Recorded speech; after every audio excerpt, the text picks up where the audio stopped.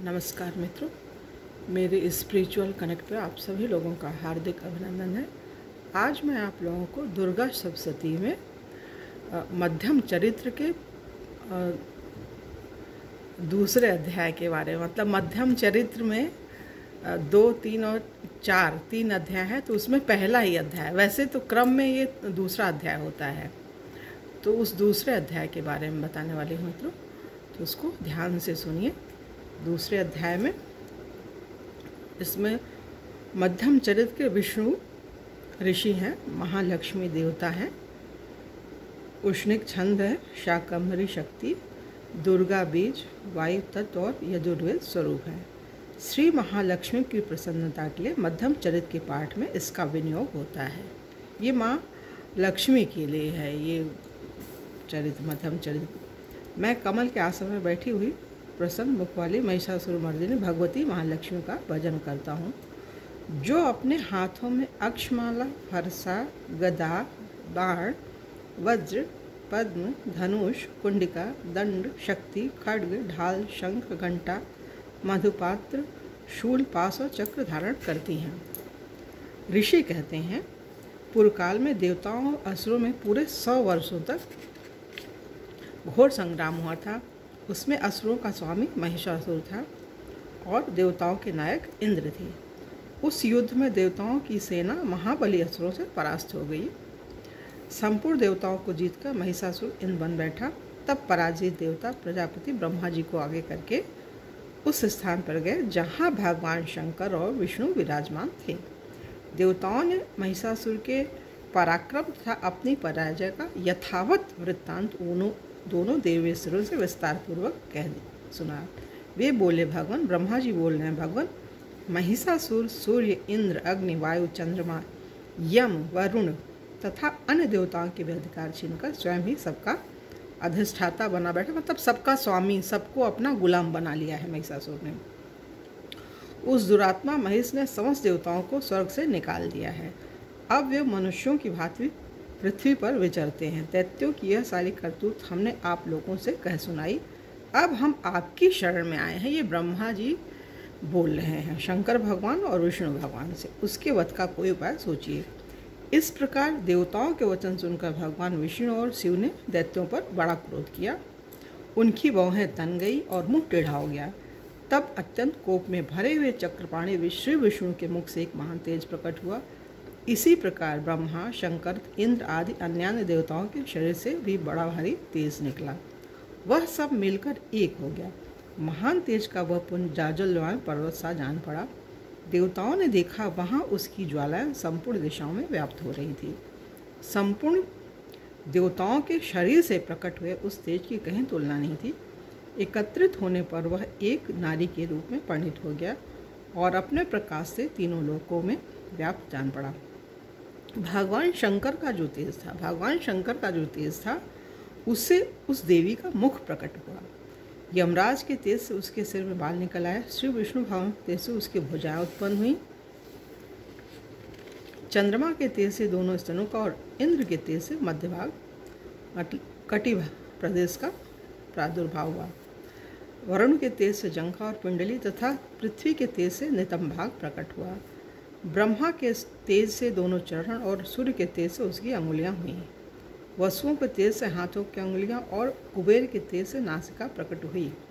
उस देवी के दांत प्रजापति के तेज से और तीनों नेत्र अग्नि के तेज से प्रकट हुए थे। उसकी भौहें संध्या के और कान वायु के तेज से उत्पन्न हुए थे। इसी प्रकार अन्य देवताओं के तेज से भी उस कल्याणमयी देवी का आविर्भाव हुआ। तदंतर समस्त देवताओं के तेज पुंज से प्रकट हुई देवी को देखकर महिषासुर के सताए हुए देवता बहुत प्रसन्न हुए। पिनाकधारी भगवान शंकर ने अपने शूल से एक शूल निकालकर उन्हें दिया। फिर भगवान विष्णु ने भी अपने चक्र से चक्र उत्पन्न करके भगवती को अर्पण किया। वरुण ने भी शंख भेंट किया। अग्नि ने उन्हें शक्ति दी और वायु ने धनुष तथा बाण से भरे हुए 2 तरकस प्रदान किए। सहस्त्र नेत्रों वाले देवराज इंद्र ने अपने वज्र से वज्र उत्पन्न करके दिया और ऐरावत हाथी से उतारकर एक घंटा भी प्रदान किया। यमराज ने कालदंड से दंड वरुण ने पाश, प्रजापति ने स्फटिक की माला तथा ब्रह्मा जी ने कमंडल भेंट किया। सूर्य ने देवी के समस्त रोमकूपों में अपने किरणों का तेज भर दिया। काल ने उन्हें चमकती हुई ढाल और तलवार दी। क्षीर समुद्र ने उज्ज्वल हार तथा कभी जीर्ण न होने वाले 2 दिव्य वस्त्र भेंट किए। साथ ही उन्होंने दिव्य चूड़ामणि, 2 कुंडल, कड़े, उज्ज्वल अर्धचंद्र, सब बाहों के लिए केयूर, दोनों चरणों के लिए निर्मल नुपुर, गले की सुंदर हंसली और सब अंगुलियों में पहनने के लिए रत्नों की बनी अंगूठियाँ भी दी। विश्वकर्मा ने उन्हें अत्यंत निर्मल फरसा भेंट किया। साथ ही अनेक प्रकार के अस्त्र और अभेद्य कवच दिए।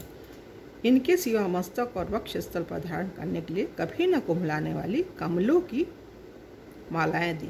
जलधि ने उन्हें सुंदर कमल का फूल भेंट किया। हिमालय ने सवारी के लिए सिंह तथा भांति भांति के रत्न समर्पित किए। धनाध्यक्ष कुबेर ने मधु से भरा पान पात्र दिया तथा संपूर्ण नागों के राजा शेष ने, जो इस पृथ्वी को धारण करते हैं, उन्हें बहुमूल्य मणियों से विभूषित नागहार भेंट दिया। इसी प्रकार अन्य देवताओं ने भी आभूषण और अस्त्र शस्त्र देकर देवी का सम्मान किया। तत्पश्चात उन्होंने बारंबार अट्टहासपूर्वक उज्ज्वल स्वर से गर्जना की। उनके भयंकर नाद से संपूर्ण आकाश गूंज उठा। देवी का वह अत्यंत उच्च स्वर से किया हुआ सिंहनाद कहीं समा न सका। आकाश उसके सामने लघु प्रतीत होने लगा। उससे बड़े जोर की प्रतिध्वनि हुई, जिससे संपूर्ण विश्व में हलचल मच गई और समुद्र कांप उठे। पृथ्वी डोलने लगी और समस्त पर्वत हिलने लगे। उस समय देवताओं ने अत्यंत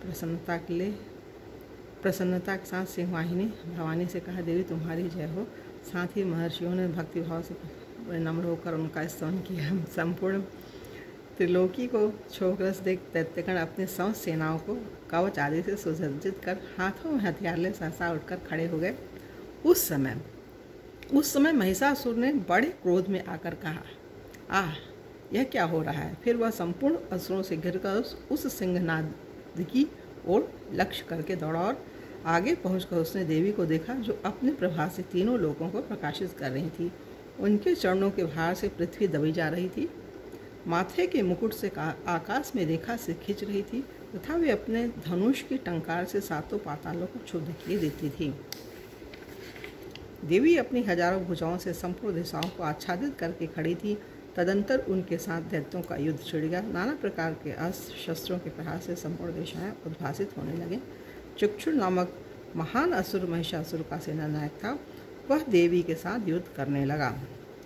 अन्य दैत्यों की चतुर्णी सेना साथ लेकर चामर भी लड़ने लगा। 60,000 रथियों के साथ आकर उदग्र नामक महादैत्य ने लोहा लिया। 1 करोड़ रथियों को साथ लेकर महानु नामक दैत्य युद्ध करने लगा, जिसकी रोएं तलवार के समान तीखी थी। वह असिलोमा नामक महादैत्य 5 करोड़ रथी सैनिकों सहित युद्ध में आ डटा। 60 लाख रथियों से घिरा हुआ वास्कल नामक दैत्य उस युद्ध में लड़ने लगा। परिवारित नामक राक्षस हाथी सवार घुड़सवारों के अनेक दलों तथा 1 करोड़ रथियों की सेना लेकर युद्ध करने लगा। बिडाल नामक दैत्य 5 अरब रथियों से घिरकर लोहा लेने लगा। इनके अतिरिक्त और भी हजारों महादैत्य रथ, हाथी और घोड़ों की सेना साथ लेकर वहां देवी के साथ युद्ध करने लगे। स्वयं महिषासुर उस रणभूमि में कोटि कोस सहस्त्र रथ, हाथी और घोड़ों की सेना से घिरा हुआ खड़ा था। वे दैत्य देवी के साथ तोमर, भिंदीपाल, शक्ति, मूसल, खड्ग, रश और पट्टिश आदि अस्त्र शस्त्रों का प्रहार करते हुए युद्ध कर रहे थे। कुछ दैत्यों ने उन पर शक्ति का प्रहार किया, कुछ लोगों ने पास फेंके तथा कुछ दूसरे दैत्यों ने खड़ प्रहार करके देवी को मार डालने का प्रयत्न किया। देवी ने भी क्रोध में भरकर खेल खेल में ही अपने अस्त्रों की वर्षा करके दैत्यों के वे समस्त अस्त्र काट डाले। उनके मुख पर परिश्रम या थकावट का रंज मात्र भी चिन्ह नहीं था। देवता और ऋषि उनकी स्तुति करते थे और वे भगवती परमेश्वरी दैत्यों के शरीरों पर अस्त्रों की वर्षा करती रही। देवी का वाहन सिंह भी क्रोध में भरकर गर्दन के बालों को हिलाता हुआ असुरों की सेना में इस प्रकार विचरने लगा, मानो वनों में दावालन फैल रहा हो। रणभूमि में दैत्यों के साथ युद्ध करती हुई अंबिका देवी ने जितने निश्वास छोड़े, वे सभी तत्काल सैकड़ों हजारों गणों के रूप में प्रकट हो गए और परशु, भिंदीपाल, खड्ग तथा पट्टिश आदि अस्त्रों द्वारा अस्त्रों का सामना करने लगे। देवी की शक्ति से बढ़े हुए वे गण असुरों का नाश करते हुए नगाड़ा, शंख आदि बाजे बजाने लगे। उस संग्राम महोत्सव में कितने ही गण मृदंग बजा रहे थे। तदंतर देवी ने त्रिशूल से, गदा से, शक्ति की वर्षा से और खड्ग आदि से सैकड़ों महादैत्यों का संहार कर डाला। कितनों को घंटे के भयंकर नाद से मूर्छित करके मार गिराया। बहुतेरे दैत्यों को पास से बांध कर धरती पर घसीटा। कितने ही दैत्य उनकी तीखी तलवार की मार से दो टुकड़े हो गए। कितने ही गदा की चोट से घायल हो धरती पर सो गए। कितने ही मूसल की मार से अत्यंत आहत होकर रक्त बौन करने लगे। कुछ दैत्य शूल से छाती फट जाने के कारण पृथ्वी पर ढेर हो गए। उस रणांगण में बाण समूहों की वृष्टि से कितने ही असुरों की कमर टूट गई। बाजी की तरह झपटने वाले देवपीड़क दैत्यगण अपने प्राणों से हाथ धोने लगे। इन्हीं की बाहें छिन्न भिन्न हो गईं। कितनों की गर्दनें कट गईं। कितने ही दैत्यों के मस्तक कट कट कर गिरने लगे। कुछ लोगों के शरीर मध्य भाग में ही विदीर्ण हो गए। कितने ही महादैत्य जांघें कट जाने से पृथ्वी पर गिर पड़े। कितनों को ही देवी ने एक बाह, एक पैर और एक नेत्र वाले करके दो टुकड़ों में चीर डाला। कितने ही दैत्य मस्तक कट जाने पर भी गिरकर फिर उठ जाते और केवल धड़ के ही रूप में अच्छे अच्छे हथियार हाथ में ले देवी के साथ युद्ध करने लगते थे। दूसरे कबंध युद्ध के बाजों की लय पर नाचते थे। कितने ही बिना सिर के धड़ हाथों में खड्ग, शक्ति और रिष्टि लिए दौड़ते थे तथा दूसरे दूसरे महादैत्य ठहरे ठहरे यह कहते हुए देवी को युद्ध के लिए ललकारते थे। जहाँ वह घोर संग्राम हुआ था वहाँ की धरती देवी के गिराए हुए रथ, हाथी, घोड़े और असुरों की लाशों से ऐसी पड़ गई थी कि वहाँ चलना फिरना असंभव हो गया था। दैत्यों की सेना में हाथी, घोड़े और असुरों के शरीरों से इतनी अधिक मात्रा में रक्तपात हुआ था कि थोड़ी ही देर में वहाँ खून की बड़ी बड़ी नदियाँ बहने लगीं। जगदम्बा ने असुरों की विशाल सेना को क्षण भर में नष्ट कर दिया।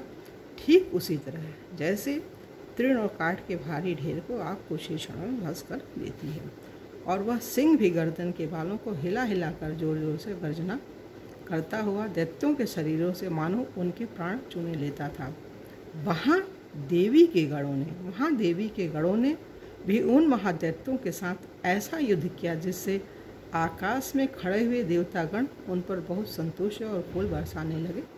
तो मित्रों, यहाँ पे ये दुर्गा सप्तशती का ये द्वितीय अध्याय पूरा होता है। ये मध्यम चरित्र के अंतर्गत आता है। 2, 3 और 4 इसको याद कर लीजिए। अगर पूरा नहीं कर सकते हैं तो मध्यम चरित्र से भी काम हो जाएगा। तो ये मतलब क्रम में होना चाहिए, इस बीच में उठना नहीं है। 2, 3, 4 एक साथ। अगर आप मोबाइल में सुन रहे हैं तो भी 2, 3, 4 एक साथ जब सुनेंगे तो ही लाभ मिलेगा मित्रों। और शरणागति तो ईश्वर की माया से ही, उनकी कृपा से ही मिलता है। तो ये माया देवी ही मान लीजिए। वैसे तो देवी के अंदर सभी कुछ है, उनके अंदर भी पूरी ताकत है जो भगवान के अंदर है। जो सब कुछ कर सकते हैं वह माँ दुर्गा भी कर सकती हैं। तो इनकी शरणागति लेना अनिवार्य है मित्रों। नवरात्र 17 से शुरू हो रहा है, 17 अक्टूबर से। उससे पहले आप लोग संपूर्ण तैयारी कर लीजिए और संपूर्ण शरणागति वाले भाव से माँ देवी की अर्चना, वंदना और पाठ कीजिए और लाभ की प्राप्ति कीजिए, सुख शांति की प्राप्ति कीजिए मित्रों। तो ये आज यहाँ पे द्वितीय अध्याय पूरा हो रहा है और हम अब आप लोगों से कल तीसरे अध्याय में मिलेंगे मित्रों। तब तक के लिए जय हिंद। ओम शांति, ओम शांति, ओम शांति।